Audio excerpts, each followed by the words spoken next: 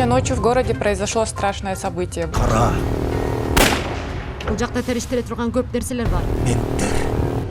мен кылган кылмыш үчүн эмес, мен кылбаган кылмыш үчүн издейсиңер. Эки жүздүүлүгүмө шүп-шүк. Адам өлтүрүп бир эмес менен кылабыз. Мен камалбайм. Маңдайыңа жазылган да. Жөнүңүздү санайсыздар. Бирок чээнден чыгып кеттиңер. Эмне сизге зыяны тийип атат? Жөн эле кетип калдычы. Привет.